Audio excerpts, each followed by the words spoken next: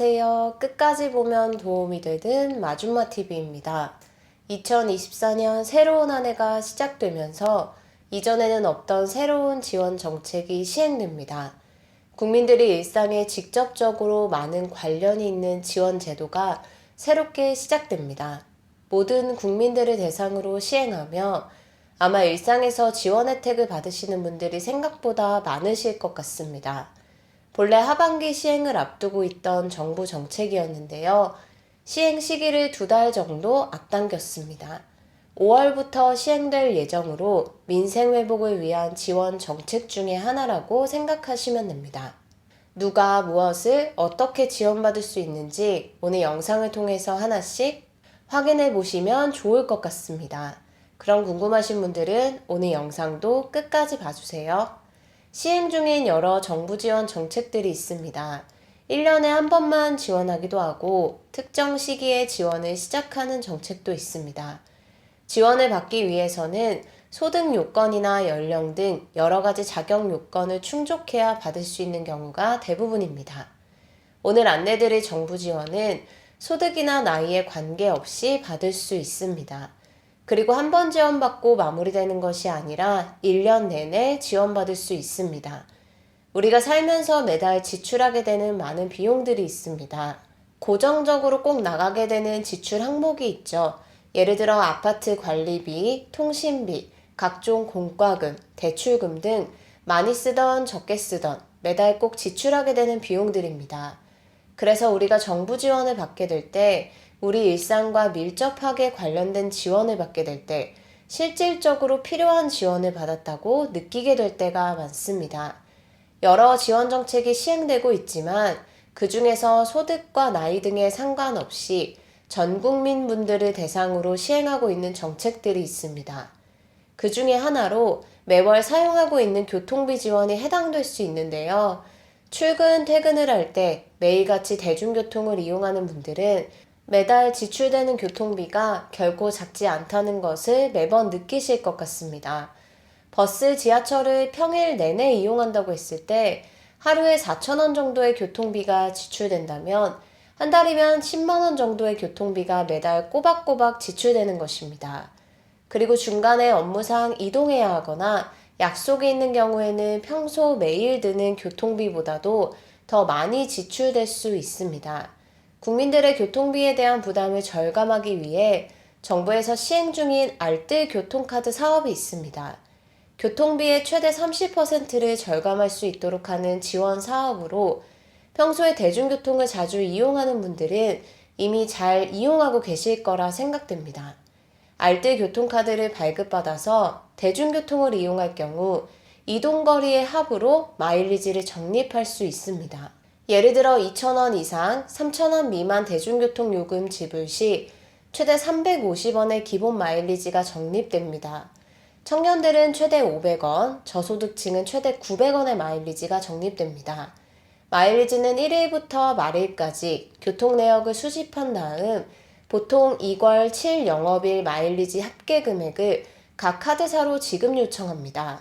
카드사에 설정되어 있는 날짜에 따라 개인마다 받는 마일리지 지급일이 조금씩 다를 수 있습니다. 현재 시행 중인 알뜰교통카드 사업에도 변화가 시작됩니다. 해당 지원 사업을 이용 중이신 분들은 다음 안내드리는 내용 잘 확인하시면 좋을 것 같습니다. 7월에 새로운 정부의 교통비 지원 사업이 시행될 예정이었습니다. 현재 시행 중인 알뜰교통카드 사업의 불편함을 개선하고 혜택은 더 많이 받을 수 있도록 한 사업인데요. 예를 들어 알뜰교통카드를 통해 마일리지를 지급받기 위해서는 도보, 자전거 등 이동거리에 비례해서 마일리지를 환급받을 수 있었습니다. 그래서 출발 도착 기록이 필요했었는데요. 앞으로 새롭게 시행될 정부의 교통비 지원 사업은 이동거리와는 관계없이 지출금액의 일정 비율을 환급해드립니다. 출발과 도착 기록이 불필요하게 되는 것입니다. 7월 시행 예정이었지만 5월로 시행 시기를 앞당겼습니다. 7월부터 시행되는 정부의 대중교통비 지원 사업은 K패스로 대중교통비를 최대 53%까지 절감할 수 있는 사업입니다. 대중교통비로 지출한 금액의 일정 비율을 다음 달에 돌려받을 수 있는 교통비 지원 사업으로 20%에서 최대 53%까지 교통비를 절감할 수 있습니다. 일반인은 20%, 청년층은 30%, 저소득층은 53%입니다.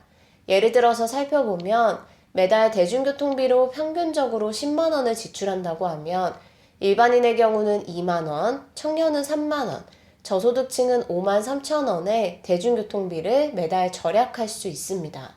1년으로 계산해보면 교통비 절감 효과는 훨씬 더 큽니다.